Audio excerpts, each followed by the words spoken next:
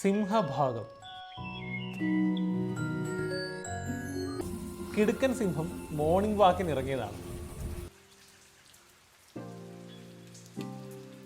കാട്ടിലെ സ്കൂളിന് മുന്നിൽ കൂടി നടക്കുമ്പോഴാണ് ഏതോ ക്ലാസ്സിൽ നിന്ന് കേട്ടത്, കൊണ്ടുവന്ന പഴത്തിൻ്റെ സിംഹഭാഗവും കിളി തിന്നു എന്ന് പറഞ്ഞാൽ എന്താണ് അർത്ഥം?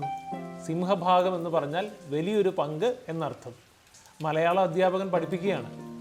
കിടുക്കന് സന്തോഷം തോന്നി. വലിയൊരു പങ്കെന്നതിന് സിംഹഭാഗം എന്നാണ് വാക്ക്, അല്ലാതെ ആനഭാഗം, കടുവഭാഗം, പുലിഭാഗം എന്നൊന്നും അല്ലല്ലോ. സിംഹങ്ങളാണ് കാട്ടിലെ പ്രധാനികൾ എന്നല്ലേ ഇതിനർത്ഥം. കിടുക്കൻ നെഞ്ചും വിരിച്ച് നടക്കാൻ തുടങ്ങി. അപ്പോഴാണ് വഴിയരികിലെ മരത്തിൽ ഒരു കുരങ്ങൻ ഒരു പഴം തിന്നുന്നത് കിടുക്കൻ കണ്ടത്. പഴത്തിൻ്റെ സിംഹഭാഗവും നീ തന്നെ തിന്നു അല്ലേ? ഹിഹി, കിടുക്കൻ ചോദിച്ചു. ഒന്നും മനസ്സിലാവാതെ കുരങ്ങച്ചാർ മിഴിച്ചിരുന്നു. കുറച്ചുകൂടി നടന്നപ്പോൾ അതാ കുളക്കരയിൽ ഒരു കുറുക്കച്ചാർ ചൂണ്ടയിടുന്നു. കുളത്തിലെ മീനുകളുടെ സിംഹഭാഗവും പിടിക്കല്ലേ, കിടുക്കൻ പറഞ്ഞു. കുറുക്കനും കാര്യം പിടികിട്ടാതെ കിടുക്കനെ തുറിച്ചു നോക്കി. കുറെ കൂടി നടന്നപ്പോൾ അതാ ഒരു ഗുഹ. ഗുഹയ്ക്കകത്ത് നിന്ന് ആരൊക്കെയോ സംസാരിക്കുന്നുണ്ട്.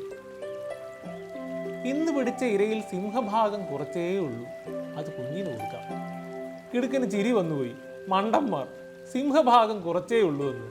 കിടുക്കൻ അകത്തേക്ക് നോക്കി വിളിച്ചു പറഞ്ഞു, ഹലോ, സിംഹഭാഗം കുറച്ചേ ഉള്ളൂ എന്ന് പറയാൻ പാടില്ല, തെറ്റാണ്.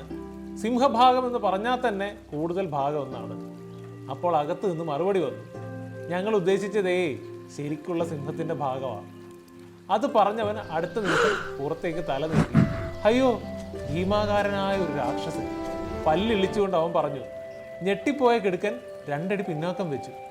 രാക്ഷസൻ അകത്തേക്ക് നോക്കി വിളിച്ചു പറഞ്ഞു, മോനെ ഓടിവാ, ഇവനെ കൂടെ കിട്ടിയ സിംഹഭാഗം കൂട്ടാം. അത് കേട്ട കിടുക്കൻ വെടിയുണ്ട പോലെ ഒറ്റ മോർണിംഗ് വാക്കിന് പിന്നെ അവൻ അതുവഴി വന്നിട്ടേയില്ല.